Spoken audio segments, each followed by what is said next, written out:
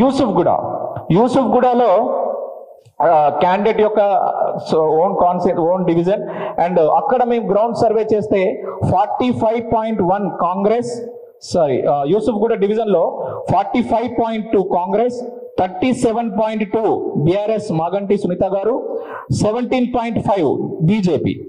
ఇక్కడ 8% యూసుఫ్ గూడ డివిజన్ లో లీడ్ కనిపిస్తుంది సార్. నెక్స్ట్ యూసుఫ్ గూడ బస్తీలలో 48.2 కాంగ్రెస్, 35.8 బిఆర్ఎస్, 15.8 బీజేపీ కనిపిస్తుంది సార్. ఇక్కడ బస్తీలలో 12.4% కాంగ్రెస్ లీడ్ లో కనిపిస్తుంది సార్. యూసఫ్ గూడలో యూత్ ఎక్కువ ఉంటారు. సో మొత్తం యూసఫ్ గూడ ఇటువైపు వెళ్తుందో మనం చూద్దాం. గడిచిన ఎలక్షన్స్ లో 2023లో 46% యూసఫ్ గూడలో ఓటింగ్ పర్సెంటేజ్ ఉంటే కేవలం 1% పెంచుకొని ఇప్పుడు దాదాపుగా 47.1% మాత్రమే బీఆర్ఎస్ ఇక్కడ ఓటింగ్ పర్సెంటేజ్ పెంచుకోగలుగుతుంది. అలాగే మనం కాంగ్రెస్ చూసుకోగలిగితే 2023లో 35.7% ఉంటే ఇప్పుడు దాదాపుగా 45.5% అంటే 9.8%, అంటే ఓవరాల్ గా చూసుకుంటే 10% ఎక్కువ లాస్ట్ ఎలక్షన్స్ కంటే ఈసారి యూసఫ్ గూడలో మనకు కనపడుతుంది. అంటే యూసఫ్ గూడలో కొంచెం కాంగ్రెస్ వైపు ఎక్కువ మల్లుతున్నారని, ఆలోచిస్తున్నారని చూస్తున్నారని మనకు తెలియపరుస్తున్నారు.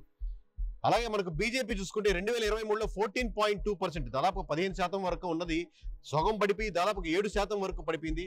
అంటే కరెంట్ పొజిషన్స్ ఓన్లీ 7.4 దగ్గర ఆగింది బీజేపీకి ఇక్కడ. ఇప్పుడు ఓవరాల్ గా యూసఫ్ కూడా చూసుకుంటే కరెంట్ పొజిషన్ 47% తో బీఆర్ఎస్ ఉంటే, 45.5% తో కాంగ్రెస్ ఉంటే, 7.4% తో బీజేపీ ఉంది. ఇక్కడ ఎంఐఎం కాంగ్రెస్ సపోర్ట్ చేస్తుంది కాబట్టి అన్ని డివిజన్ లాగా ఇక్కడ మనం కన్సిడర్ చేయట్లేదు. అలాగే అదర్స్ కూడా 1 or 2% లోపలే ఉంటుంది కాబట్టి యథావిధంగా మనం కన్సిడర్ చేయట్లేదు. కానీ ఓవరాల్ చూసుకుంటే నువ్వా నేనా పోటీగా ఉంది ఇక్కడ.